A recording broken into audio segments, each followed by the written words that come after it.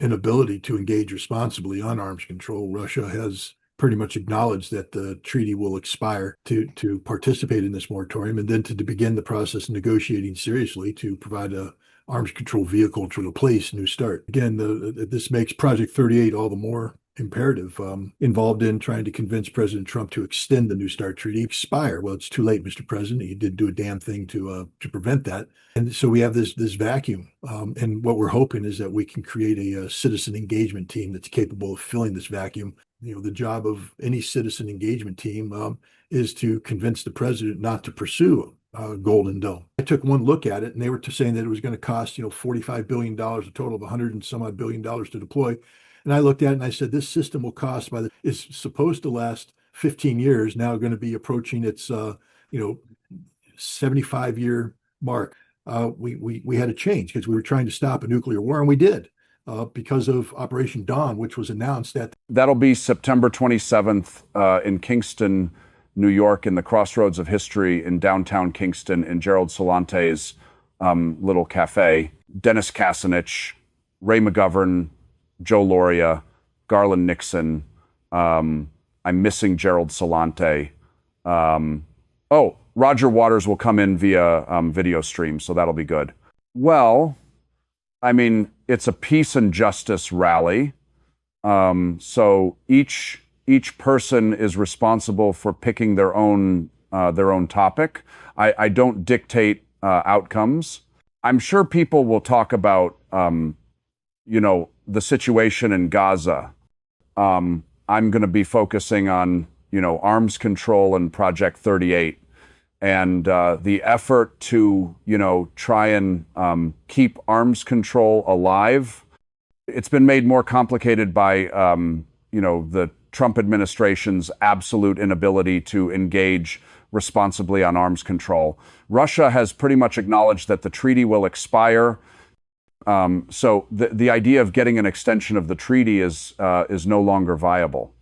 But Vladimir Putin has talked about a voluntary moratorium on increasing the size of the Russian nuclear arsenal, so long as the United States it does the same. The moratorium will last for a year, but this is not the same as having a treaty in place, because at any moment, if the Russians determine the United States is not acting in good faith, they can terminate the moratorium.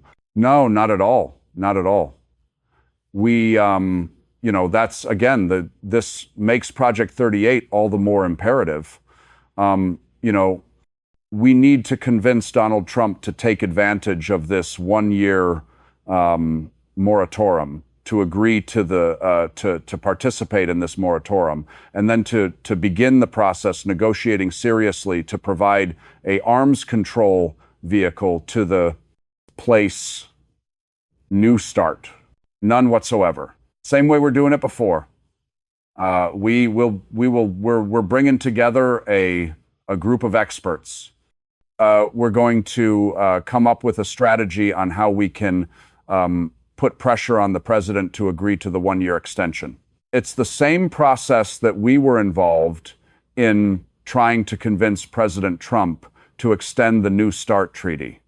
But now that appears to be impossible, it's to get President Trump to agree to abide by the 1-year moratorium that Vladimir Putin has offered. President Trump back in July of 25 said that New START was a treaty that shouldn't be allowed to expire.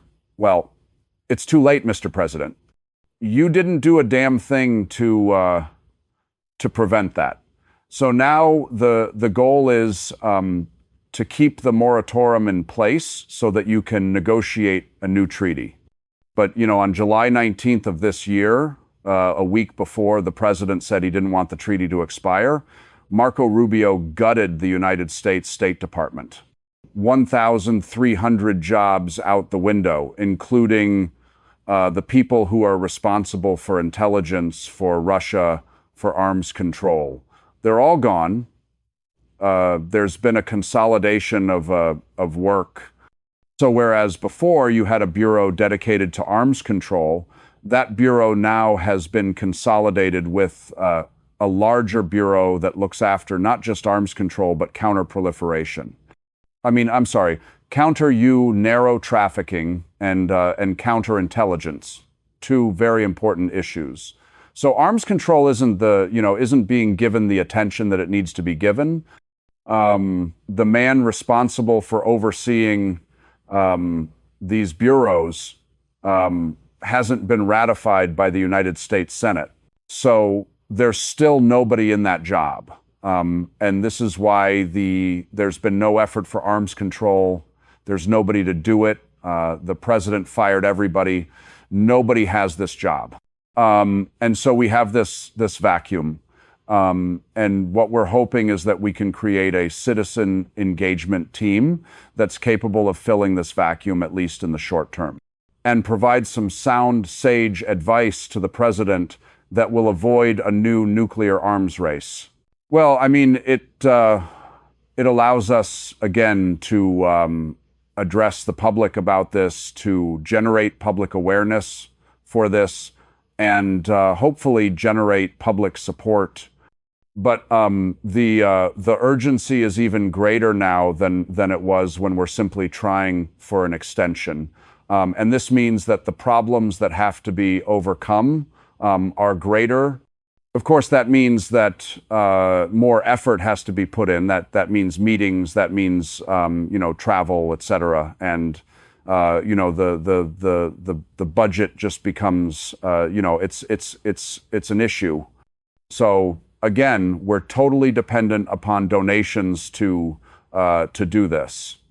So far, people have been very generous, but what President Putin did, in addition to providing a window of hope that arms control isn't dead, he's made the task of trying to advise the president even more complicated. He's infinitely patient, and that's probably the good news. But there is a limit to his patience, and we've just seen that, recognizing that this president would not be doing anything meaningful in the field of arms control in terms of treaty extension or negotiating a new treaty. He took the initiative. We took the bull by the horns to basically declare the treaty dead, but to offer an off-ramp. But, one of the caveats attached to this off-ramp is that the United States cannot pursue anti-ballistic missile defenses. Of course, President Trump has announced that he will be indeed pursuing the Golden Dome missile defense shield over the United States. This would be the kiss of death for any hope of, sustaining the limits, the caps that are imposed under New START. So, now, for instance, the job of any citizen engagement team is to convince the president not to pursue a golden doe, And this is a president who, once he, attaches political capital to an idea, it's very difficult to shake him off of that. And, we need to find a way to implore the president, at a very minimum, delay Golden Dome until which time we have a new arms control vehicle in place. That a Golden Dome would be the death of arms control. What does she know? AOC is for it because it plays well politically. Missile defense is is a program that the mentally incapacitated endorse because they don't understand why it doesn't work. One of the people on the team that I'm trying to help put together is Ray McGovern. Ray McGovern, of course, was a CIA analyst who, back in the day, helped negotiate the anti-ballistic missile treaty. Indeed, he was in Moscow in 1972 when the treaty was signed. He knows as well as anybody why the ABM treaty was brought into fruition. That's because both the United States and the Soviet Union recognize that there is no such thing as a viable missile defense. That if you continue to pursue missile defense, all you do is encourage the other nation to develop offensive strike capabilities. they can overcome that defense, thereby creating the need for new defense. And now it's a vicious circle that'll bankrupt everybody and secure nobody. So we've already been down this road. This is what's frustrating, is that people like Rye, myself, anybody who's done this for a living understands the futility of what the president seeks. Remember, Donald Ronald Reagan thought that he could get the personal misperfect missile defense shield with Star Wars, with the Strategic Defense Initiative. That couldn't work. That wouldn't work. That would never work.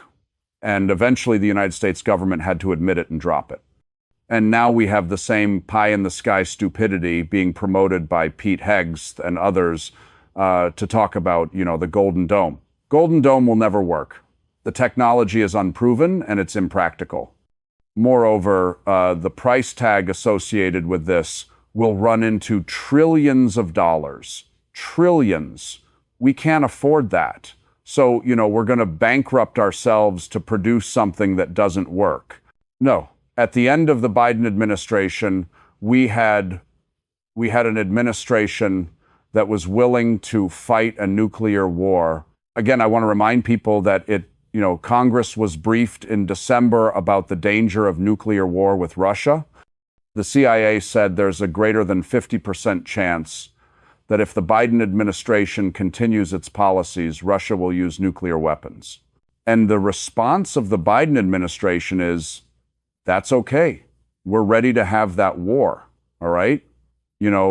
As bad as Donald Trump is today, he at least is saying we don't want nuclear war. We're trying to avoid it. He doesn't have good policies to back up this sentiment, but at least we're not ready to fight a nuclear war with Russia today. We're trying to avoid one. So I'd say that we're in a little bit better situation, but it's still precarious. 100% precarious because it can spin out of control, especially if we allow a nuclear arms race to commence, because we will be the underdogs in this. To give you an example, the United States today has Minutemen III missiles, our intercontinental ballistic missile, silo-based solid rocket fuel missiles. These missiles were deployed in the 1,970 seconds, late 1,970 seconds, early 1,980 seconds. They're well past their expiration date, but we've kept extending them because we've been unable to build a viable replacement. The United States has been looking at building something called the ground-based deterrent system or something. But the Sentinel intercontinental ballistic missile, when it was announced a few years ago, I took one look at it and they were saying that it was going to cost, $45 billion, a total of 100 and some odd billion dollars to deploy. And I looked at it and I said, this system will cost, by the time it's finished, well over $1 trillion, and it will never work. And people at the time said, how could you say that? Well, because I know missiles, and I know missile production, and I understand how these things work. Just recently, the Congressional Budget Office came out and said that Sentinel won't work, can't be built, and won't be built.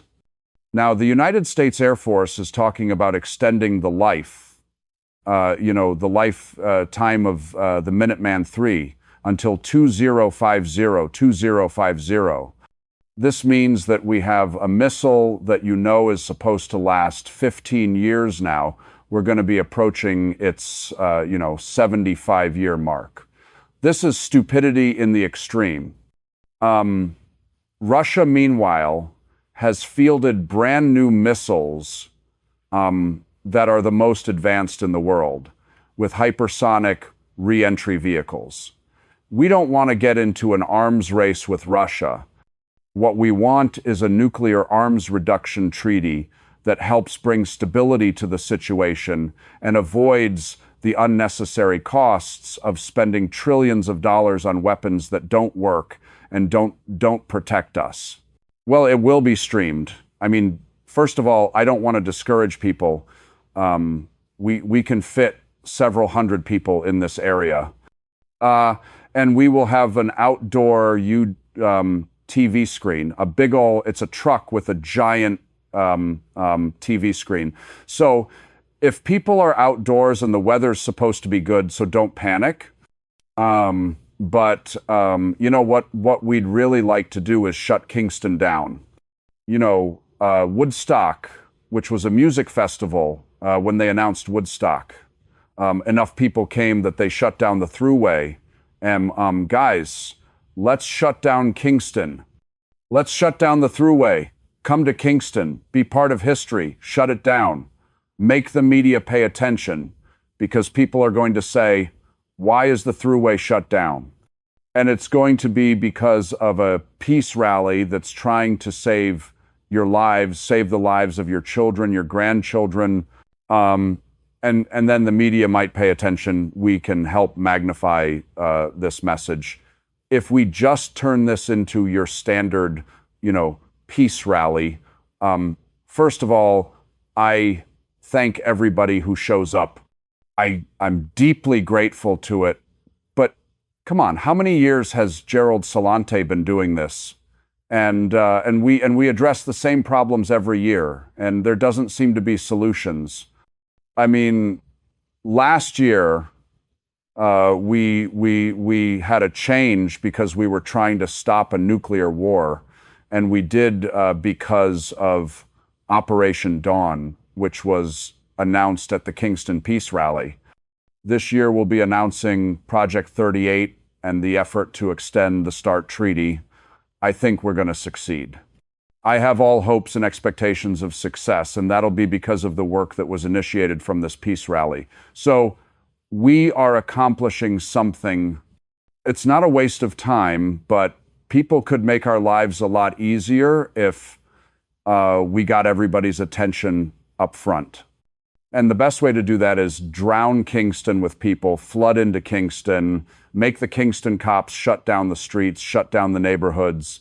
And the media won't be able to ignore that. You better get there early. I'll save you a seat. It'll be streamed. I mean, first of all, if you go to I'll give you the website for Gerald.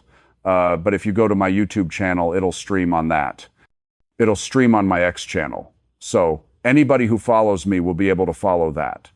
But let me pull up Gerald here. Let's see. Oh, Judge Andrew Napolitano will be speaking as well at the event. It's at the Four Corners of Freedom. He calls it the Four Corners of Freedom. That's John and Crown Street in Kingston, New York. And I think if you go to trendsjournal.com, you'll be able to find the link that'll take you to Gerald's YouTube channel, and they'll be streaming on some others as well. But I'll be posting that on my social media as well.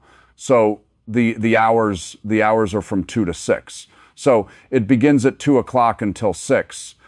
Of course, there's food being sold in vendors. So get there early, get some food, sit down.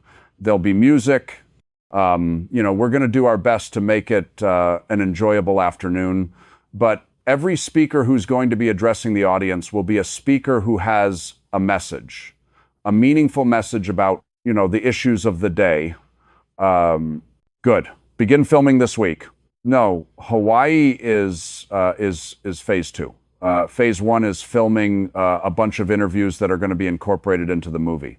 So I'll be knocking out some interviews this week. We don't have those people anymore on anything. They've just slashed everything. And so what we end up with is Steve Woodco. Not a bad guy. I'm not picking on him. He's not an expert on anything. He's a New York real estate guy. But when it comes to foreign policy and the history of the world, he knows nothing. Or we get Keith Kellogg, just this, aged out nobody who knows nothing. And they are talking, they're out there prejudicing the field with their own inadequacies.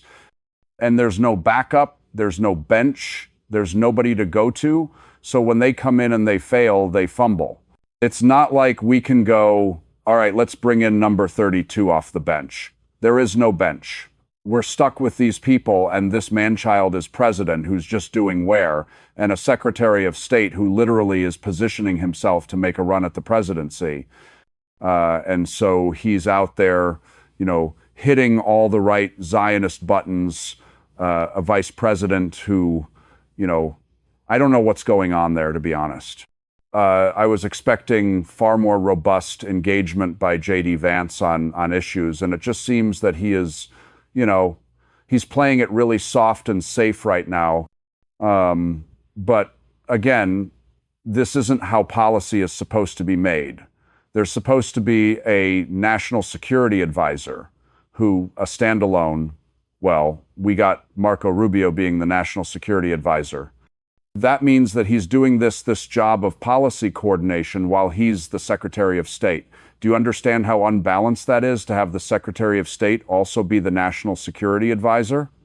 So when you have a principals meeting and you go, well, normally national security is like, well, thank you, SEC Secretary of State, Secretary of Defense, what do you got? Got that. That's cool. I'm going to have to consider that one. Secretary Treasurer, what do you got? But now it's like, yeah, Secretary of State. Oh, that's me. Oh, yeah. I'm the only voice that counts because I'm the national security advisor. So the rest of you pound sand, go home either my way or the highway. And that appears to be what Marco Rubio's doing. And again, there's no staff. It used to be the principals would go down to the deputy, the deputy secretary of state, and they run a deputies meeting. And then the deputies meeting creates various interagency working groups. And that's where the senior people come in. And then each one has a sub-working group. And the sub-working groups, each one can have like a tiger team, and the tiger team is where you get the real experts who sit there and do all the nuanced stuff. They bring it up, they turn it into policy, they have to polish it up a little bit, they bring it up, they turn it into grand strategy, they bring it up, boom, and next thing you know, you got policy.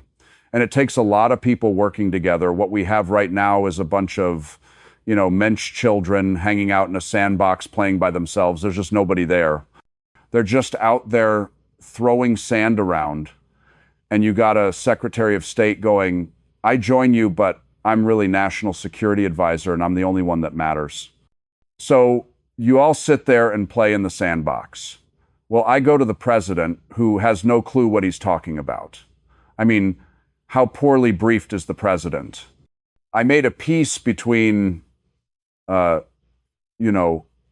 Azerbaijan and Albania. Now, it was Armenia, but that's all right. Good God. Anyways, that's where we're at. We've got no ability to make policy today. None. We're done. We're finished. America can't respond. Where are we going to get the troops? Pull them out of Europe, all 100,000 of them. You remember it took about 750,000 to beat Iraq in 1991. We were to go in with a little bit less than that after, wearing Iraq down through a decade of economic sanctions in 2002-003. But to go in and actually take on the advanced militaries of these nations collectively, we can't do that. We don't have the resources to do that. This is what this conference should have done. They should have collectively stood up and told America, you got a choice. Either join with us to punish Israel, to establish deterrence. It's all we're asking for. We're not asking for the eradication of Israel. We just want Israel to know that they can never, ever, ever do this again. So they must pay a very, very heavy price. You can either join us in doing that, or we're going to do it and we're kicking you out. We've decided we don't want you anymore. You're incompatible with our vision of security in the region. And what is the United States going to do? Nothing. Nothing. We can't deal with them collectively. But as long as the Arabs continue to play this stupid game of, not wanting to confront the United States, we just pick them apart. We divide them. As soon as one side grumbles, we isolate them and say, You don't want to be alone. Everybody else is afraid. Oh, we don't want to do anything to make America unhappy. And that bit, it's the biggest display of collective weakness I've seen in a long time. This pathetic little conference they had, I would argue that even the United States would benefit if they decide to go in that direction. Don't you think that would benefit the United States and the presence of the United States in the region? Well, it could achieve a strategic goal and objective of disentangling ourselves from the Middle East, but it also creates a vacuum that could be filled by unknowns. And that's the problem. I think the best path for America to take is to disentangle and then play an active role in shaping what the Middle East looks like, so there's no surprises, so that we have an idea of what we're dealing with. But just to, on the spur of the moment pull out, you create a vacuum. And that kind of uncertainty always leads to problems. When it comes to the case of Ukraine, Politico, there was an article in Politico saying that the EU will not be able to abandon Russian energy resources despite pressure from Donald Trump. So they want to buy Russian oil. They want to continue the conflict. And how do you see the way that Donald Trump is talking and communicating with Europeans? Who's going to have the upper hand? So far, what we've seen from the administration, it seems they're trying to put pressure. On the other hand, it seems that the European leaders have some sort of, I don't know, the leverage comes from the establishment in the United States, or they managed how to manipulate the Trump administration. I think they've been trying to manipulate the Trump administration. And again, it's very difficult to get into the mind of Donald Trump. Here I go. I think he put himself in a trap. The funny thing is, if you listen to Donald Trump long enough, you realize on some occasions he actually says the truth. I think the truth was that he thought it was going to be a hell of a lot easier to end this war than it turned out to be. And now he's just out of options, he's out of plans, and he's very frustrated.